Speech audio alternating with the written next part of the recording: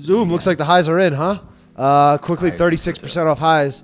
Nothing really to like about this chart at this point. Once these names put in their high and they sell off, it's kind of, get out of the way until, you see it have some sort of major turnaround, maybe major support level. If it comes down to this 300 area, that could be a spot. You could look to pick some up on a reversal after seeing a reverse type thing.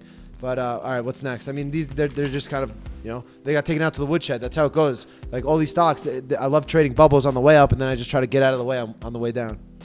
Mm-hmm. So next we got this Peloton. They reversed hard today. They got fucking Beyonce on their team. I'm not selling any stock with Beyonce on their team. This one's a little different than Zoom Video, where Zoom Video was just so pandemic driven. Peloton has sales and outreach, otherwise. I'm not so sure though, but this is another one that's, the valuations are absolutely insane. And we saw it kind of fall from highs pretty drastically with the rest of them. So, I don't really love these names yet. Next we had Netflix. I like this one a lot more. This one put in a really nice candle today at support. We've been talking about the support level, I feel like, last few chart talks. It looks like, on today's action, when the NASDAQ is down 2% and Netflix puts in a nice hammer at support, I might be looking to buy some Netflix through highs tomorrow.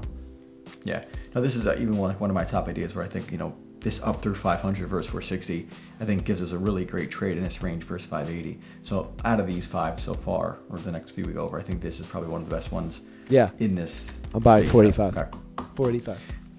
Yeah, well, you're always a little ahead of me. All right, next we got Shopify. Man. Oh, man, this is testing some big support. So if this one fails, a very, very upper level could be failure, could be stage 3 of a base, stage 3 failure. And if it breaks this level, this 885, 890, you got to think it's going to be coming down to this 800 area where the 200 day is sitting. But again, let these names wash out. Let them sell off.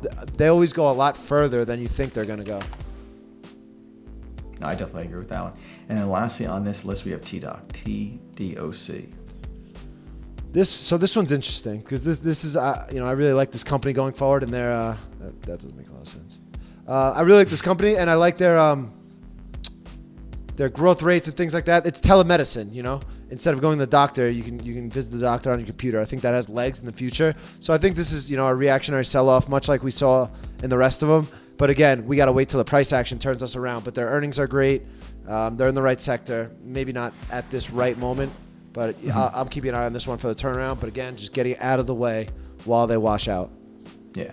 This is even one like up through 180 I wouldn't mind getting in, but it's not like I would want to buy this tomorrow. It's like in time, if it pulls into that 140 area, then it starts to base and head back up. Like, that's the overall theme. I feel like with a lot of new traders, it's like they want it at like 160 because it's cheap, and then it goes to 120, they get pushed out, and then it goes back to highs, and they miss the whole trade.